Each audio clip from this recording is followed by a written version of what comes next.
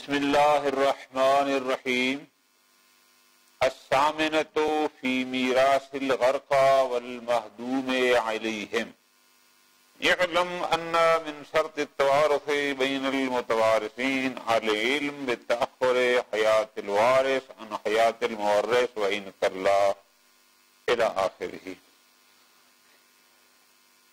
فصل رابع توابع میں تھی کہ جس میں مختلف مسائل کو، مختلف میراث کی صورتوں کو مسائل کی صورت میں شہید بیان فرما رہے ہیں۔ ان میں سے ایک 8ویں صورت یا 8واں مسئلہ وہ یہ ہے، وہ ہے کہ اگر دو بندے یا دو سے زائد پانی میں ڈوب کے مر جائیں یا ان کے اوپر چھت گر جائے، کوئی دیوار گر جائے اور اس طرح وہ بیچارے مر جائیں تو ان کی میراث کا حکم کیا ہے؟ اس مسئلہ کو علیحدہ ذکر کرنے کی ضرورت اس لیے پیش آئی کیونکہ میراث میں قانون یہ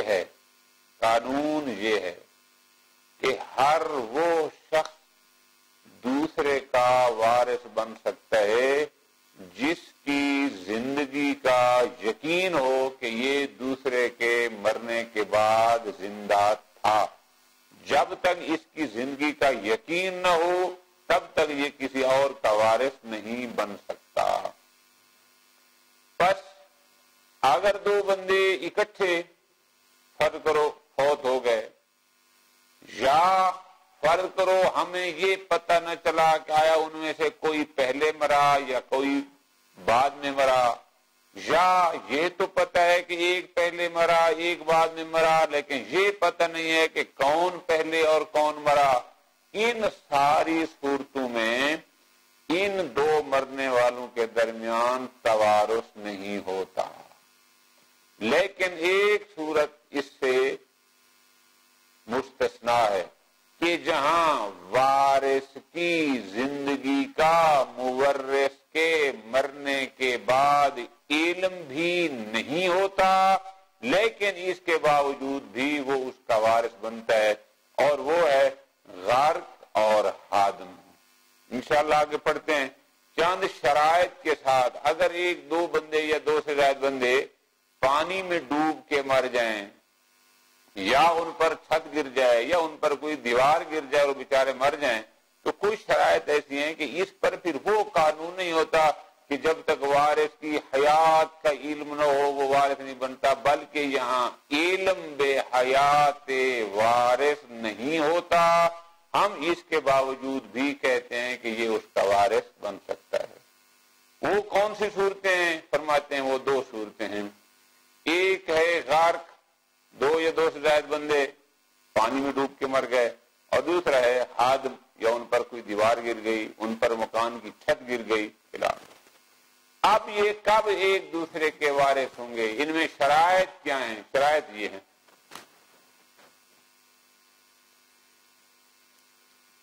نمبر ایک، ان مرنے والوں کے درمیان کوئی نسبی یا سببی رشتہ ایسا ہو جو ان کو ایک دوسرے کا وارث بناتا ہو۔ کیا مطلب؟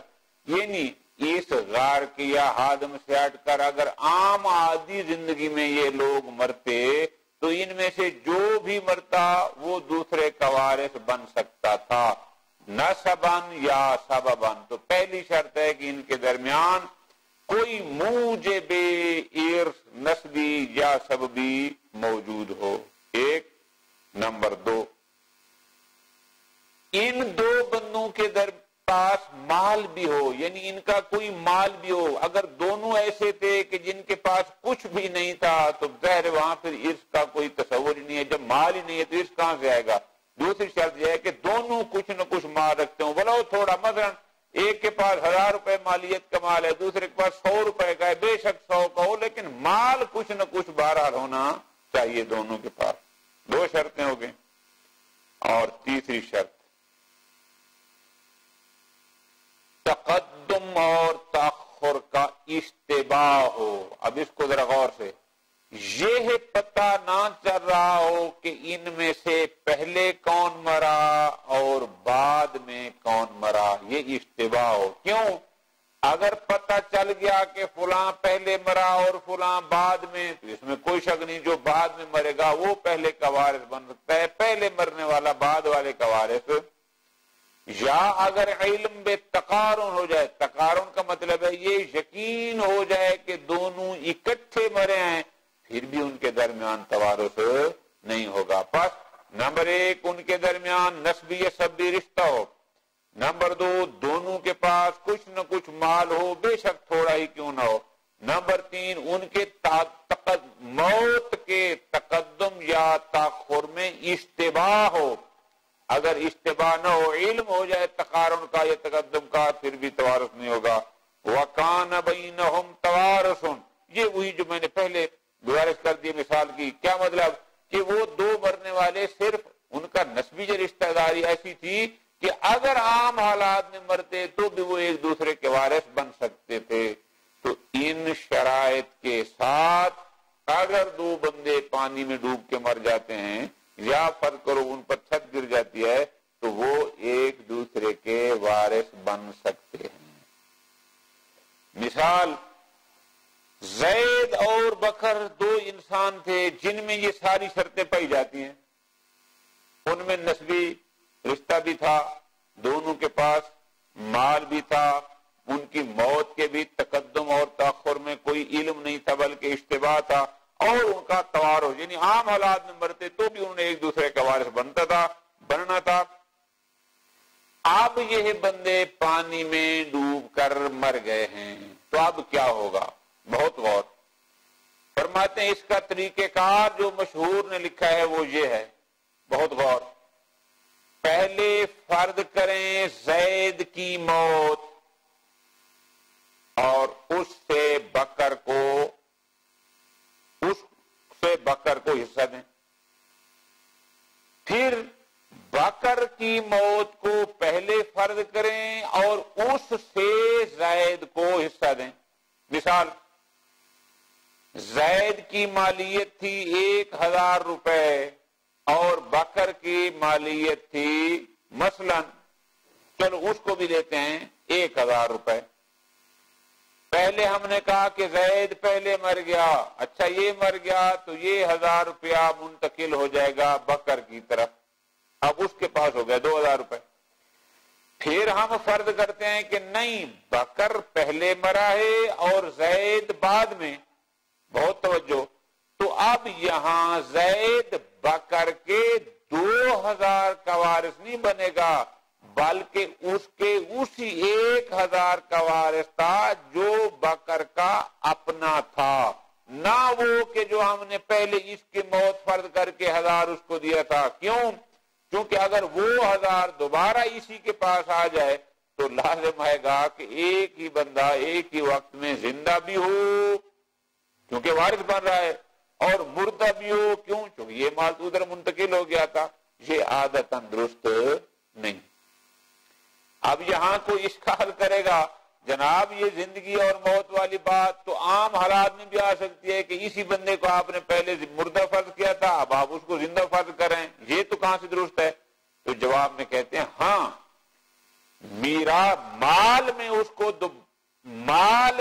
کو ایک ہی وقت میں زندہ یا مردہ فرض نہیں کر رہا ہے، اس کی ہم نقطہ و نظرنا، جب ہم نے اس کو پہلے مردہ فرض کر کے اس کا 1000 بکر کو دیا تھا، اور اب جب دوبارہ ہم بکر کی موت پہلے فرض کر رہے ہیں تو ہم پہلے فرض سے قطع نظر کر رہے ہیں، گویا کہ ہم نے کبھی زید کو مردہ فرض کیا ہی نہیں تھا، اسی لیے تو ہم بکر کے صرف 1000 کا اس کو وارث بنا رہے ہیں۔ البتہ شہید ثانی فرماتے ہیں یہ دلیل تکلف ہے، یہ باتیں نہ کریں، بلکہ آپ سیدھا کہیں چونکہ روایت موجود ہے، نحن ابناء الدلیل، نص موجود ہے، ہم تابع نص ہیں، اور نصوص ہمارے پاس یہ فلاں فلاں فلاں موجود ہیں، ختم۔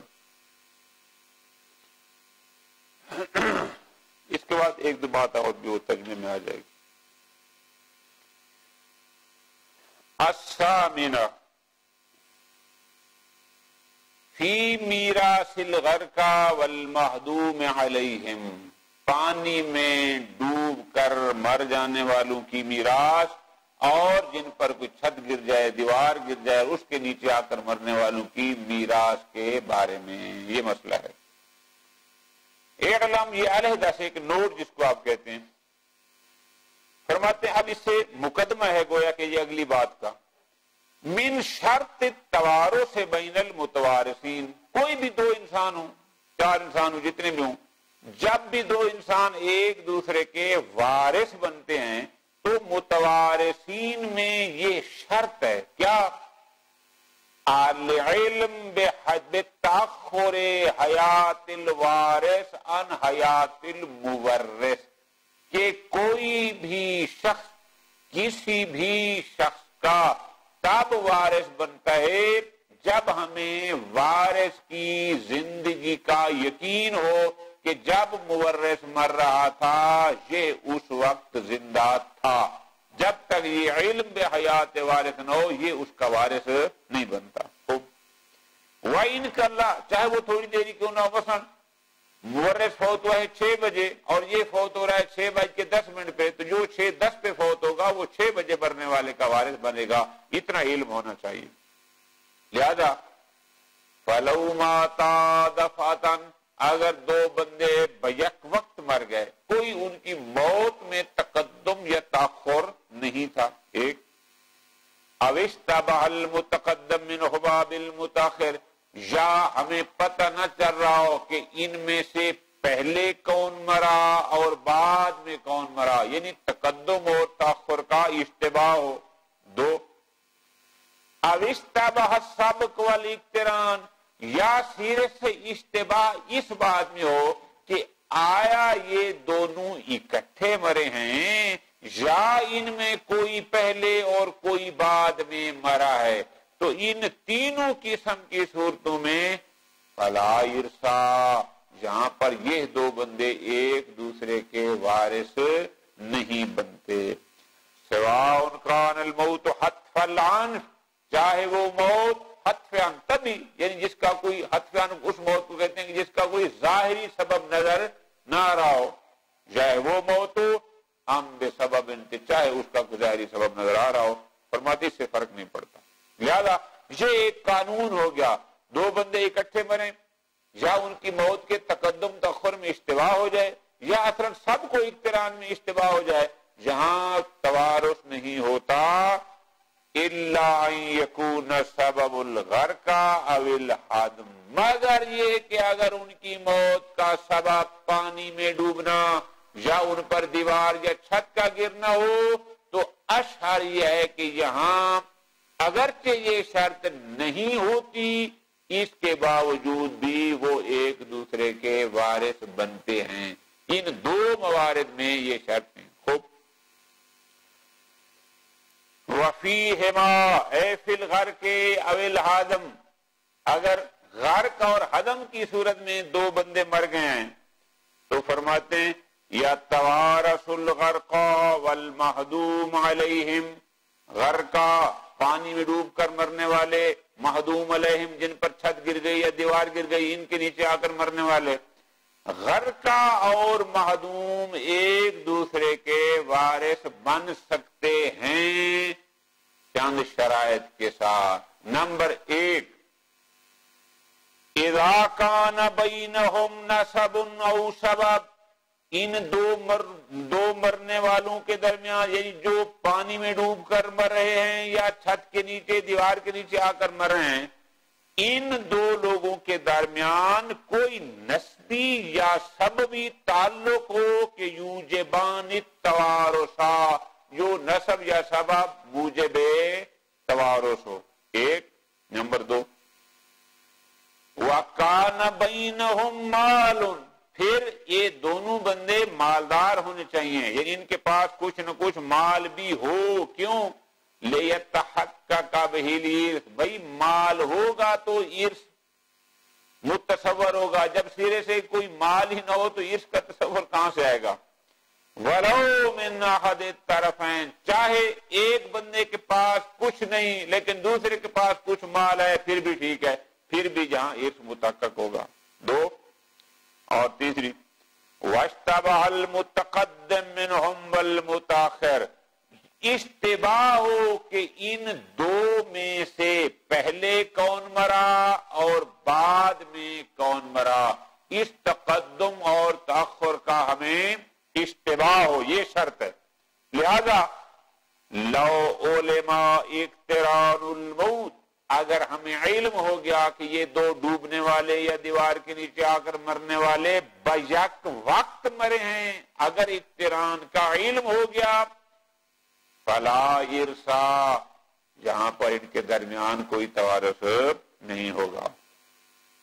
اول والمتقدم والمتاخر، یا ہمیں علم ہو گیا کہ فلاں پہلے مرا ہے اور فلاں بعد میں، وارث المتاخر المتاخر المتقدمہ، جو بعد میں مرا ہوگا وہ اس کا وارث ہوگا جو پہلے مرا ہوگا.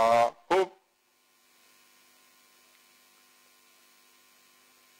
دون الاخ، لیکن جو پہلے مرا ہے وہ بعد میں مرنے والے کا وارث نہیں ہوگا. خوب. اب فرماتے وَكَانَ بَيْنَهُمْ تَوَارُثٌ، یہ بھی تقریباً اسی کی وضاحت ہے. یہ دو بندوں کے درمیان جو رشتہ ہے نسبی سبی، ان کے درمیان توارث ہو، یعنی اگر عام حالات میں مرتے تو انہوں نے ایک دوسرے کا وارث بننا تھا، توارث ہو. بحیث یکون کل واحد منہم، کہ ان میں سے ہر ایک دوسرے کا وارث بن سکتا تھا. ولو بمشارکت غیرہ، چاہے دوسروں کے ساتھ مل کر وارث بنتا لیکن بہرحال بن سکتا تھا. بس فلو انتفا، اگر ان دو کے درمیان توارث نہ ہو، یعنی اگر عام حالات میں یہ مرتے تو انہوں نے ایک دوسرے کا وارث نہیں بننا تھا عام حالات میں، تو فرماتے ہیں مثال لو غارہ کا اخوان، اگر دوہرے کا اخوان، اگر دو بھائی مر گئے، وکاں اکٹھے غرق ہوئے پانی میں، وَلِكُلِّ وَاحِدٍ مِّنْهُمَا وَلَدٌ، اور ہر بھائی صاحب اولاد بھی تھا، یا ایک کی اولاد تھی یا دوسرے کی بے شک نہ بھی ہو، فَلَا تَوَارُثَ بَيْنَهُمَا، کیوں؟ کیونکہ اگر عام حالات میں بھی یہ مرتے تو ان کی اولادیں ان کی وارث بننی تھی، انہوں نے ایک دوسرے کا وارث نہیں بننا تھا. اب ختم ہوگی بات. اب یہاں تک ہوگی شرائط کہ ان شرائط کے ساتھ اگر یہ دو بندے جو غرق ہوئے ہیں یا مہدوم جن پر دیوار گری چھت گری مرے ہیں تو وارث ہوگا. اب فرماتے ہیں اس کی آگے تفصیل.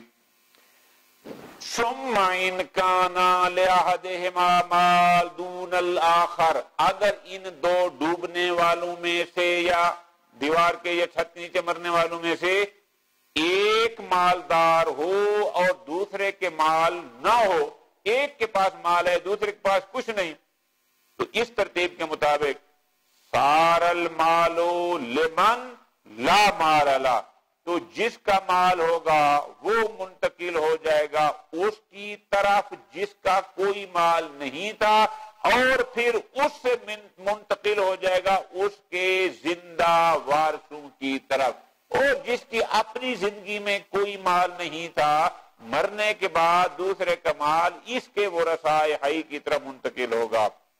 وَلَا شَيْءَ لِوَارِثَتِ ذِي الْمَالِ، اور جس کی زندگی میں مال تھا اس کے ورثاء کے لیے مرنے کچھ بھی نہ ہوگا چونکہ ادھر منتقل ہو گیا تھا.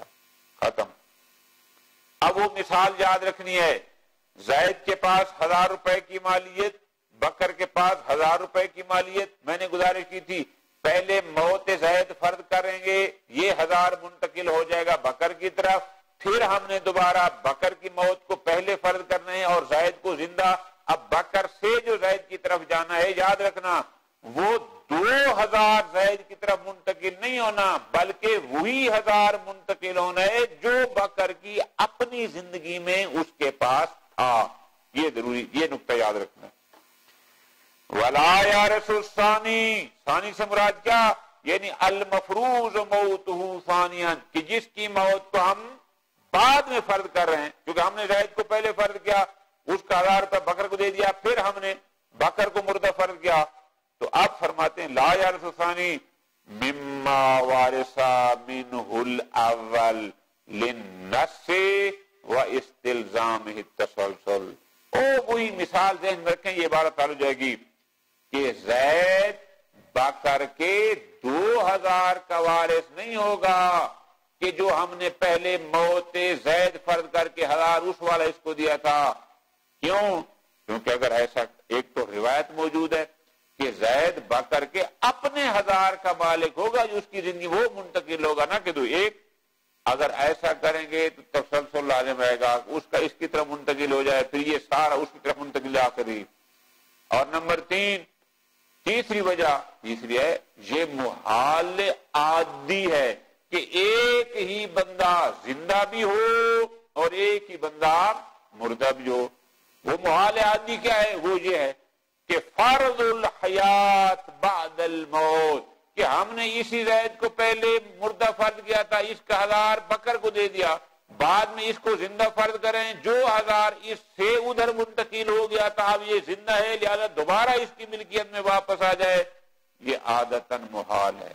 کیوں؟ لأن التوریث منہ چونکہ اس سے اس 1000 کا زید سے 1000 روپے کا بکر کی طرف منتقل ہونا یقتضی فرض موت ہی یہ تقاضا کرتا ہے کہ زید مر چکا ہے تبھی تو یہ 1000 اس کی ملکیت میں گیا تھا. فَلَوْ وَارِثًا مِمَّنْ تَعْقَلْ عَنْهُ اور اگر یہ دوبارہ اسی 1000 کا مالک ہو جائے جو اس سے منتقل ہو گیا تھا تو اس کا مطلب ہے لکان حیّن یہ بندہ زندہ ہے بعد انتقال المال عنہ کہ مال تو اس سے منتقل ہو گیا تھا اس کا مطلب ہے مر گیا تھا اب یہ زندہ ہے. ہوا ممتنعون عادتاً ایسا نہیں ہوتا کہ بندہ مر جائے اور پھر دوبارہ زندہ ہو جائے. پورے دا مثلہ فی ارث الاول من الثانی اس پر اشکال یہ بھی کیا جا سکتا ہے کہ بھائی یہی جو آپ فرض کر رہے ہیں کہ ایک دفعہ زید کو مردہ فرض کیا تھا اس کا مال بکر کو دیا پھر آپ کہتے ہیں نہیں بکر پہلے مرائے اور زید بعد میں اور بکر کا مال اس کو دے رہے ہیں یہ اشکال تو وہاں بھی آتا ہے کہ اسی زید کو آپ زندہ بھی فرض کریں اور مردہ بھی فرض کریں. تو جواب میں کہتے ہیں وَرُدَّا یہ اشکال یہ اراد ہم رد کرتے ہیں ان الفاظ کے ساتھ کیا بِأَنَّ نَقْطَعُ النَّذْرَ عَمَّا فُرِضَ أَوَّلًا وہ پہلے جو ہم نے زید کی موت پہلے فرض کی تھی اور بکر کی بعد میں اب جب ہم بکر کی موت کو پہلے فرض کر رہے ہوں گے تو فرض اول سے ہم قطع نظر کر رہے ہیں گویا کہ ہم نے کبھی کسی مرحلے پر زید کی موت کو فرض کیا ہی نہیں تھا اس قسم کا. وَنَجْعَلُ الْأَوَّلَ اور ہم اس کو بنائیں گے ایسے كَأَنَّهُ الْمُتَأَخِّرُ حَيَاتًا گویا کہ نہیں زید بالکل زندہ تھا بکر پہلے مرا تھا.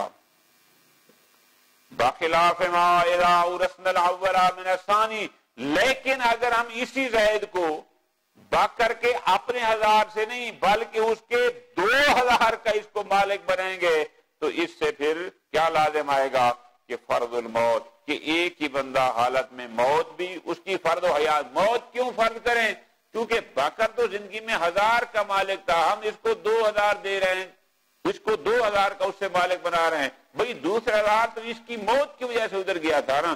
تو فرماتے ہیں لازم آئے گا کہ ایک ہی حال میں بندہ زندہ بھی ہو اور مردہ بھی ہو لہذا. لیکن شہید ثانی خود اس جواب کو پسند نہیں فرماتے اور فرماتے ہیں وَفِيهِ تَكَلُّفٌ یہ جو رد کی ہے نا یہ تفصیل بیان کر کے کہ ہم فرض اول سے قطع نظر کر رہے ہوتے ہیں فرماتے ہیں یہ تکلف ہے بلکہ والمعتمد النص اصل یہ ہے کہ چونکہ روایت ایسی موجود ہے ہم روایت کے تابع ہیں چونکہ نص نے یہی کہا ہے تو ہم بھی نص پر عمل کر رہے ہیں ختم. نص کون سی ہے؟ نص یہ ہے روا عبد الرحمن ابن الحجاج فی الصحیح عن الصادق علیہ السلام روایت یہ ہے فی اخوین ماتا دو بھائی ڈوب کے مر گئے لأحدہما 100,000 درہم ایک بھائی 1,00,000 درہم کا مالک تھا والآخر لیس لہو شیء اور دوسرے کے پاس کچھ بھی نہیں تھا. راکبا فی السفینہ یہ دونوں بھائی ایک کشتی پہ سوار ہوتے ہیں فغارقا اور دونوں پانی میں غرق ہو جاتے ہیں فلم یدرا ایہما مات اولا اور پتہ نہیں چلتا کہ ان دو بھائیوں میں سے کون پہلے مرا اور کون بعد میں. امام نے فرمایا المال لورثۃ الذی لیس لہ اس 1,00,000 کے وارث وہ ہوں گے کہ جن کے مورث کی زندگی میں ان کے پاس کچھ نہیں تھا. تو یہ ہمارا مدعا اس نص سے ثابت ہو گیا. اسی طرح اور بھی دلیل ہے وہ روایت امیر المومنین علیہ السلام سے فی قوم غارقوا جمیعا اہل بیت مال کہ کوئی گروپ کوئی خاندان ہوگا یا کچھ چند لوگ تھے سارے مالدار تھے اور سارے پانی میں ڈوب کے مر گئے. تو امام نے جواب میں فرمایا یارث ہؤلاء من ہؤلاء یہ ان کے وارث ہوں گے وہ ان کے وارث ہوں گے. لیکن اگلا جملہ فرمایا لا یارث ہؤلاء مما وارثوا من ہؤلاء البتہ وہ ان کے اس مال کے وارث نہیں ہوں گے کہ جو مال ان کو ان کی موت کی وجہ سے منتقل ہوا تھا. تو گویا اس کا مطلب وہ یہ جو ہم نے گزارش کی کہ زید بھی بکر کے اصل مال کا وارث ہوگا اور بکر زید کے اصل مال کا. ھذا حجت. اچھا اب یہاں ذرا توجہ فرمانی ہے. شیخ مفید اور سلار حلبی کا ایک نظریہ یہاں پر مختلف ہے. وہ کہتے ہیں نہیں زید کی موت کو فرض کر کے جو زید والا 1000 ہم نے بکر کو دیا تھا تو بکر کے پاس 2000 ہو گئے. اب جب بکر کو مردہ فرض کریں گے تو زید اس پورے کے پورے 2000 کا مالک ہوگا 1000 کا نہیں ہوگا. کیوں بھائی؟ وہ کہتے ہیں ایک قانون ہے میراث میں وہ کہ تقدیم اضعاف. تقدیم اضعاف کا مطلب ہوتا ہے کہ جس کا حصہ تھوڑا ہوتا ہے اس کو پہلے دیا جاتا ہے جن کا حصہ زیادہ ہوتا ہے ان کو بعد میں دیا جاتا ہے. یہ قانون ہے. تو یہاں پر ظاہر ہے اگر ہم زید کو 2000 دیں گے تو یہ حصہ زیادہ ہوگا. پھر تو وہ قانون ہے چونکہ اس کو زیادہ حصہ ملنا تھا اس لیے اس کی موت کو بعد میں فرض کیا اور پہلے کو چونکہ 1000 ملنا تھا وہ کم تھا تو وہ اضف بن جائے گا. سعید ثانی فرماتے ہیں ھذا حجت. یہ روایت شیخ مفید اور سلار حلبی کے نظریے پر دلیل ہے ان کے مقابلے میں. کیوں؟ حیث ذہبا چونکہ یہ دونوں بزرگوار یہ کہتے ہیں الی توریث کل مما ورث منہ حیزا. وہ کہتے ہیں نہیں اگر زید کی موت پہلے فرض کی تھی تو جو کچھ زید سے بکر کی طرف منتقل ہو چکا ہے اب اگر بعد میں بکر کی موت کو پہلے فرض کرتے ہیں تو زید بکر کے اس سارے مال کا وارث ہوگا حتیٰ کہ اس کا بھی جو اس سے اس کی طرف منتقل ہوا تھا. کیوں؟ وہ دلیل دیتے ہیں استنادن الی وجوب تقدیم الاضعاف فی الارث. وہ کہتے ہیں جو اضعاف ہوتا ہے اضعاف فی الارث کا مطلب ہوتا ہے جس کا حصہ میراث میں کم ہوتا ہے اس کو مقدم کیا جاتا ہے یعنی اس کو پہلے دیا جاتا ہے. ولا فائدۃ الا التوریث مما وارث من. اب ہمارے محل لباس میں قاعدہ تقدیم اضعاف پر عمل تب ہو سکتا ہے کہ اگر زید 1000 کا نہیں بلکہ پورے 2000 کا وارث ہوتا کہ ہم کہیں چونکہ بکر کو تھوڑا ملنا تھا تو اس کو ہم نے پہلے وارث بنایا اور زید کو زیادہ ملنا تھا تو اس کو بعد میں. شہید ثانی اس کے 3-4 جواب دیتے ہیں. فرماتے ہیں اول اجیب اس کا ایک جواب تو یہ دیا گیا ہے بے منع وجوب تقدیم ہی. پہلا تو یہ ہے کہ نہیں اضعاف کو مقدم کرنا واجب نہیں ہے یعنی جس کا حصہ کم ہے اس کو پہلے دینا باقی ورثاء پر مقدم کرنا واجب نہیں بل ہوا الاستحباب بلکہ یہ مستحب ہے. ایک جواب ہو گیا. نمبر 2 ولو سلم اگر ہم قبول کر لیں کہ نہیں جی نہیں واجب ہے کہ اضعاف کو یعنی جس کا حق کم جس کا حصہ تھوڑا ہوتا ہے اس کو دیگر ورثاء پر مقدم کرنا واجب ہوتا ہے بالفرض مان بھی لیں تو یقدم الاضعاف تعبدا تو اضعاف کو دیگر پر مقدم کرنا تعبدی ہوگا. تعبدی حکم شریعہ بس ہم نے ماننا ہے. لا لعلت معقولہ وہ کسی ایسی علت سے نہیں ہے کہ جو سمجھ آنے والی ہو. کیوں؟ اس لیے فإن أكثر علل الشرع والمصالح المعتبرة في نظر الشارع خفیۃ عنا. بہت ساری علل اور مصالح شرعی ایسی ہیں کہ جو ہم سے مخفی ہیں. مخفی مطلب کیا ہے کہ تعجز عقولنا عن ادراکها. ان علل اور مصالح کو ہمارے عقل درک ہی نہیں کر سکتے اور انہی میں سے ایک یہ ہے. بس الواجب اتباع النص لہذا ہم یہ کہیں گے کہ ہماری سمجھ میں نہیں آ رہی کہ یہ کیوں ہے. ہمارے اوپر واجب ہے نص کی اتباع کرنا من غیر نظر الی العلم. دو جواب. تیسرا والے تخلف ہی بالفرض یہ ہو بھی صحیح. تو فرماتے ہیں یہ آپ کا قانون ٹوٹ جائے گا. کہاں کہ اگر دو بندے ہوں اور دونوں استحقاق میں برابر ہوں, کوئی اضاف ان میں ہو ہی نہ, جیسے دو سگے پندری بھائی ہوتے ہیں وہ دونوں برابر ہوتے ہیں, تو جب برابر ہیں تو آپ یہاں پر تو آپ کا وہ اضاف والا قانون نہیں آئے گا. فرماتے ہیں لتخلف ہی ما تساوی ہے ما فی الاستحقاق, اور پھر یہ قانون ٹوٹ جاتا ہے کہاں جہاں دونوں بندے استحقاق میں برابر ہوں, کوئی ان میں سے اضاف نہ ہو. کیسے کہ دو پدری بھائی تھے, فینتفی اعتبار التقدیم, وہاں تو پھر تقدیم والا اعتبار ہی ختم ہو جائے گا. ویسیر مال کل منہما, اور ان دونوں کا مال چلا جائے گا لورثۃ الآخر, اس کا سارا مال اس کو اور اس کا سارا مال. پھر آگے فرماتے ہیں وَعَلَى اعتبار تقدیم الاضعاف, بالفرض ہم مان لیں کہ نہیں جی نہیں, اضعاف کو یعنی جس کا حصہ میراث میں کم ہوتا ہے اس کو مقدم کرنا واجب ہے.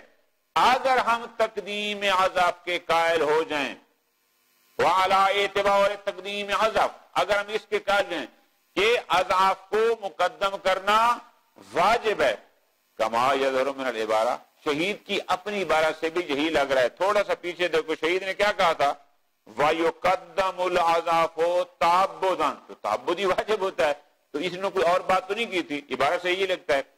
ظاہر الاخبار تدل علیہ, کچھ روایات بھی بتاتی ہیں کہ جن سے لگتا ہے کہ اضاف کو مقدم کرنا واجب ہوتا ہے.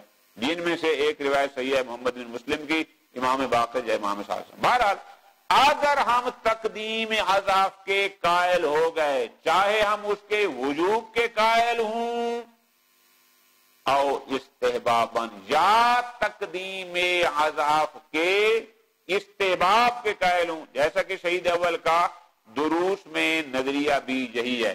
بہرحال اگر ہم تقدیم اضاف کے قائل ہوں گے تو آگے ایک مثال دے رہے ہیں, تو پھر اس کا طریقہ یہ ہوگا لو غارق الاب و والدہ, اگر ایک باپ اور بیٹا دونوں خدا نخواستہ غرق ہو جاتے ہیں, قدما موت الابن, پہلے بیٹے کی موت فرض کریں گے. کیوں؟ کیونکہ باپ کو تو ملتا ہے سدس یا سلس, جبکہ بیٹے کو سب کچھ ملتا ہے, تو اس کا مطلب ہے باپ حذف ہو گیا. قدما موت الابن, پہلے ابن کی موت فرض کریں گے. فیارث الاب نصیبہ منہ, باپ کو اس بیٹے کے میراث سے جو حصہ ہوگا اس کو وارث بنیں گے. ثم یفرض موت الاب, بعد میں باپ کی موت فرض کریں گے. فیارث الابن نصیبہ منہ. خود وَيَسِيرُ مَالُ كُلٍّ إِلَى وَرَثَةِ الْآخَرِ الْأَحْيَاءِ, لہذا وہ بیٹے سے جو مال باپ کو ملا تھا وہ باپ کے زندہ ورثاء میں پھر منتقل ہو جائے گا, اور باپ سے جو مال بیٹے کو منتقل ہوا تھا وہ پھر بیٹے کے زندہ ورثاء کی طرف منتقل ہو گیا.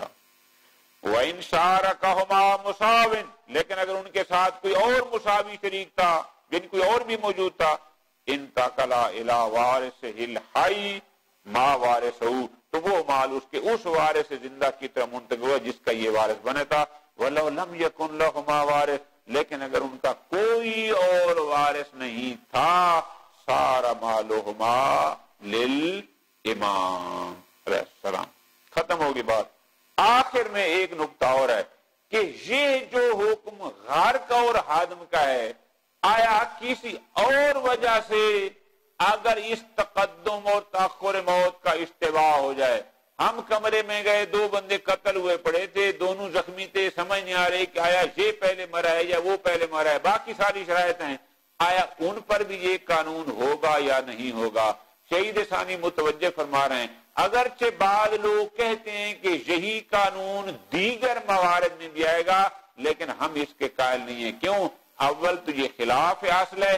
اصل یہ ہے کہ حیات وارث کا علم ہو, اور جہاں اشتباہ ہے تو یہ خلاف اصل ہے. اور دوسرا ہمیں موت جہاں بھی حکم خلاف اصل ہوتا ہے وہاں مورد نص پر اکتفا کہتا ہے. اور نص فقط غرق اور ہدم کے بارے میں ہے, دیگر کے بارے میں. ذهب بعض الاصحاب, ہمارے بعض علماء کرام فرماتے ہیں کیا الى تعدی هذا الحکم, کہ یہی حکم توارث والا جو غرقہ اور معدوم علیہ ہے یہ جائے گا الى کل سبب, یہ فقط غرق اور ہدم کے ساتھ خاص نہیں ہے بلکہ ہر وہ سبب کہ یا کا وہ ماحول اشتباہ, کہ جہاں بھی دو بندوں کی موت کے تقدم یا تاخر کا اشتباہ ہو جائے یہ حکم وہاں ہوگا. مثال دے رہے ہیں, کال قتیل, دو بندے قتل ہوئے پڑے ہیں, والحریق, آگ میں جل کر مر گئے ہیں. وہ کہتے ہیں کیوں, لوجود اللہ, کیونکہ یہاں بھی اشتباہ تھا وہاں بھی اشتباہ ہے, چونکہ علت مشترکہ ہے.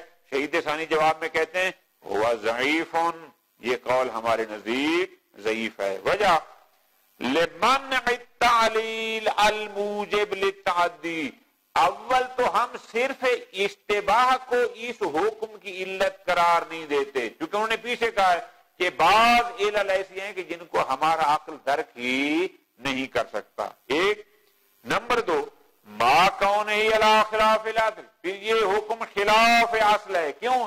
اصل تو یہ ہے کہ حیات وارث کا علم ہو اور ہم علم نہ ہونے کے باوجود بھی اس کو وارث بنا رہے ہیں, تو یہ خلاف اصل ہے. نمبر تین, فیقتصر فیہ علی موضع النص والوفاق, تو جہاں بھی کوئی حکم خلاف اصل ہوتا ہے وہاں مورد نص اور مورد اتفاق وفاق پر اتفاق کیا جاتا ہے. ختم. لو کان الموت حتف الان, اگر دو بندے مر گئے لیکن ان کی موت کی وجہ غرق یا ہدم نہیں, کوئی اور طبی موت تھی جس کا ظاہری قاتل عراق فلاں, یعنی کوئی ایسی سمجھ نہیں آ رہی تھی, بس ہم نے یہ کہا دو بندے مرے پڑے ہیں. فرماتے ہیں اگر ایسی موت ہے تبھی فلا توارث مع الاشتباہ, اگر ان کی موت میں اشتباہ ہو کہ کون پہلے مرا اور کون بعد میں, تو اس اشتباہ کی صورت میں حد فلان, اس موت کی صورت میں فرماتے ہیں ان کے درمیان توارث نہیں ہوگا. اور جہاں توارث کے نہ ہونے پر اجماع فقہا ہے. وصلی اللہ علی محمد وآل محمد.